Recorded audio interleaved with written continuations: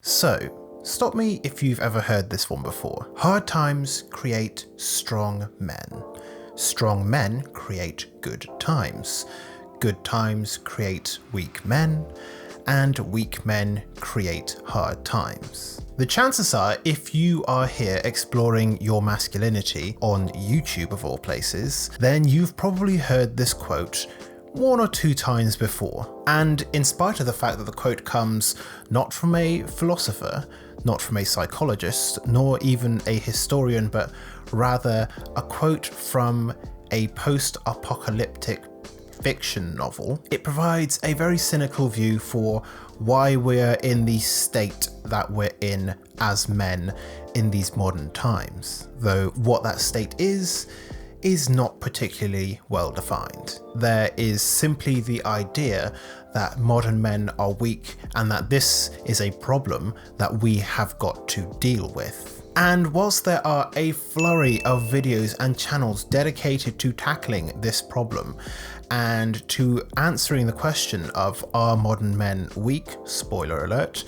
most of the times that answer is yes. I'd like to take an approach more based in actual reality and to actually look at what is going on in the world instead of arguing against a straw man of the typical modern millennial man who spends all of his time trapped in a death grip by social media, gaming, Netflix, and Pornhub. So let's talk about it. Let's talk about whether or not modern men are weak, and if they are, what we can do about it as men. So up until about a century ago, men ran everything. We ran the households all the way up to, well, world politics and everything in between. And we also had all of the rights.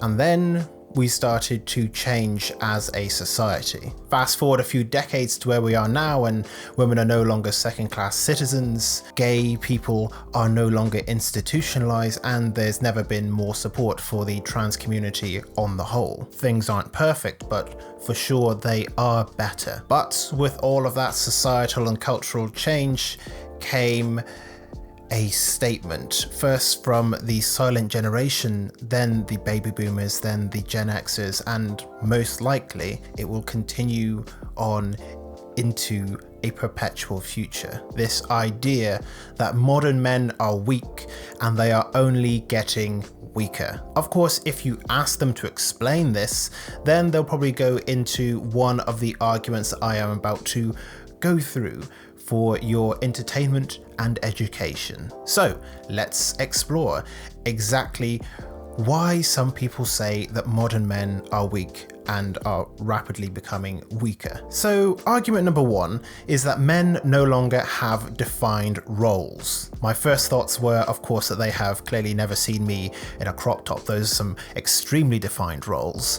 But what this is actually referring to, of course, is the idea that, historically speaking, men have had the entire pie. We have had it all to ourselves. But more recently, those slices of the pie have begun to be more evenly distributed amongst women, people of other sexual identities, gender non-conforming individuals, and so on and so forth. And so what used to just be the realm of men is rapidly becoming the realm of everyone and anyone. And the strange underlying assumption of this argument that, oh, men don't have a defined role and therefore they are weak, is the assumption that if men aren't in charge of everything, then basically what do we have to live for? Are we even really men anymore? And yes, more and more women and LGBTQ+ individuals are taking greater part in politics, media, entertainment, tech, science, education, and so much more that underpins the fabric of our society and reality, basically. However, we as men are still, for the most part, the hegemonic group. We hold a massively disproportionate amount of the power still. But this, of course, will change. We're already starting to see those changes occurring. Men, for example, whilst they still remain the sole providers, the main breadwinners in most of the households, our individual kingdoms, if you will, that is changing, and it will eventually find some kind of equilibrium. Whether that is an approximate 50-50 or something in the ballpark, we don't know yet. We just have to wait and see. And another thing that seems to underpin this idea that men no longer have defined roles is perhaps the idea that if you consistently raise generation after generation of men to view competition as something innate to masculinity, then is it really any surprise that we're finding it hard to collaborate with other people now? But when we do collaborate and when we do adapt to the world as it is now, we find our role, we find our place, not at the head of the table, but as a more equal part of a much better society. Argument number 2 is that men are wasting away their ambitions, their passions, and their masculinity for cheap dopamine hits. Because due to having the easiest access to entertainment of all time, there are concerns that men are simply wasting their lives away with drugs, with porn, with social media, with gaming, with entertainment. Men en masse are supposedly throwing away their ambitions to chase a cheap dopamine high. And whilst it might be true that men are turning more and more to these sources of cheap dopamine, the critics seemingly always fail to ascertain why this might be the case. We might ask ourselves, if this is true, why are men trying to actively escape the world that we all live in? Is it possible that due to men's declining rates of education, the rising cost of living, the rising amount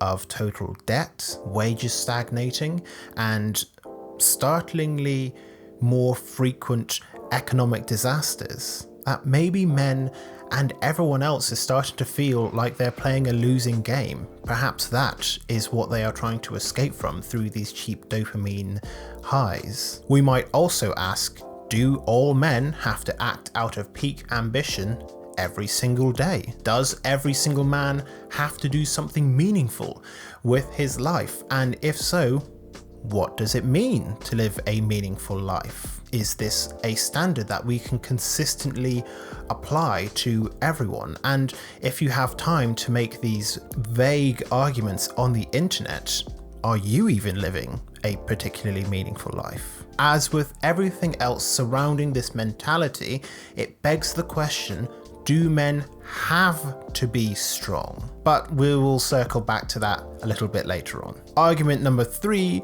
men are too emotional now. This argument I don't want to spend too much time on, because first of all, what does it mean to be too emotional? And if men are too emotional now, then what is the correct quantity of emotions to feel or to express? You can leave your thoughts in the comments below. But simply put, these questions cannot be answered. We know so very little about emotions due to their subjective nature that the best we can really hope for is that emotions are being expressed in a healthy and non-destructive way. And if your argument is that men's generally higher level of emotional expression is destructive, then I would ask you again, how? How specifically? And come back to my original points. If men are too emotional, what does that mean? And how do you quantify the correct amount of emotion to be expressed or felt? As far as the psychological evidence goes, expressing your emotions in a healthy and non-destructive way does not have any bad effects. It only leads to a generally happier and mentally healthier society, and that is a good thing. And because I don't really want to spend all of this just going through the arguments that are being made, let's go through a quick rapid fire segment. Modern role models are weak. Have you literally seen no action movies in the last 40 years? Sylvester Stallone, Arnold Schwarzenegger, more recently people like Dave Bautista, The Rock, Chris Hemsworth. I don't know what you're talking about. Men used to be men. Well, this is generally just a jab at the fact that the definition of men is expanding, because as with pretty much all identities, we made it up. Now, this of course isn't to be confused with biological sex. That is a much more complicated topic for people way smarter than me, but let me just say this: men are still men. It's just that men now includes the fact that gay men are men, bi men are men, trans men are men, and we can continue to expand this definition to reach any reasonable amount of people. Attack helicopters, of course, not included. The joke's dead. Just stop. Men avoid too much conflict now. Well, in our super connected world, we're starting to view collaboration a little bit more positively than we do competition and conflict. But if it makes you feel better, despite the fact that this is not something innate to men, we still do commit the disproportionate amount of violent crimes and are also disproportionately the victims. So I don't know where this idea that men are avoiding conflict is coming from. It's the feminists' fault. Well, yes, technically that is the case. They started the ball rolling and things are only going to get more equal in time. So suck it up, big guy. Kids are too coddled these days. Geez, who hurt you? So what if we allow kids to make mistakes now and occasionally tell them that we love them?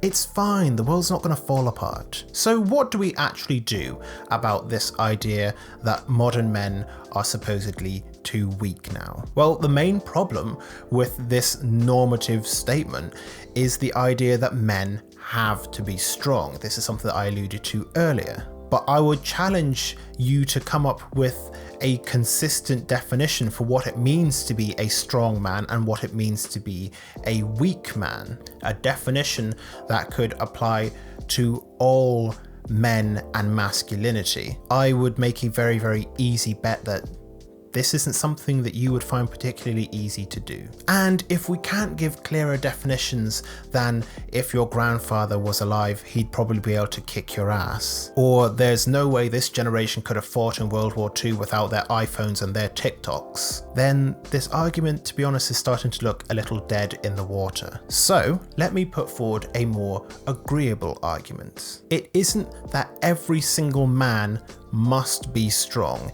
Instead, it should be that all men, and indeed all people, should strive towards being strong. But this doesn't mean that everybody has to be strong. Now, of course, my definition of strength is going to be one which is very multifaceted. There is no way to concretely pin down what strength means, but I can perhaps posit a few traits that I believe are indicative of strength that we should all strive towards wherever possible. Adaptability in changing times is one of them. Another would be an ability to move forward when faced with failures, setbacks, disappointments, mistakes, etc. An understanding of your emotions and the healthy expression of them, I would say that that is also a source of strength. And most importantly for me, I believe that strength involves living on your own terms, not on the terms of some ancient fallen stereotype of what men and masculinity is. And to those who criticize modern men as being weak, but yet cannot actually create an argument or a definition for what strength is in any kind of internally consistent way, let me say this. Firstly, there is always an older generation that looks down on the new as more coddled, as less self-sufficient, as generally weaker. So the chances are that your grandparents probably thought that you were a massive disappointment. After all, look at you. You've got enough time to make whiny arguments about modern men being weak on the internet. They probably would have just dragged us behind the barn and shot us in the head. Get on their level. As access to resources has become easier, we increasingly don't have to do as much hard manual labor. this hard physical work. The amount of physical labor jobs in the world are dropping, and that's a good thing. We don't have to do things like 100-hour work weeks anymore. We don't have to wake up and spend our entire lives 7 days a week working. We have time for entertainment, we have time for leisure, and this is a good thing. Just because life was hard for you, and I respect and understand that it was, this doesn't mean that it has to be hard for the next generation as well. The idea is that the world should become better over time, not that the world should stay the same. And finally, I'll remind you that when men were stronger, you had a whole lot of other problems: rampant poverty, starvation, open and blatant bigotry, and so much more to contend with. So my argument is still and will always be that this world that we live in right now is better. And finally, to any guys who are watching this, just go about your life and be strong in your own way. Don't let somebody tell you what it means to be you. Just go out and be you, because that is what strength is, at least in my approximation of the term.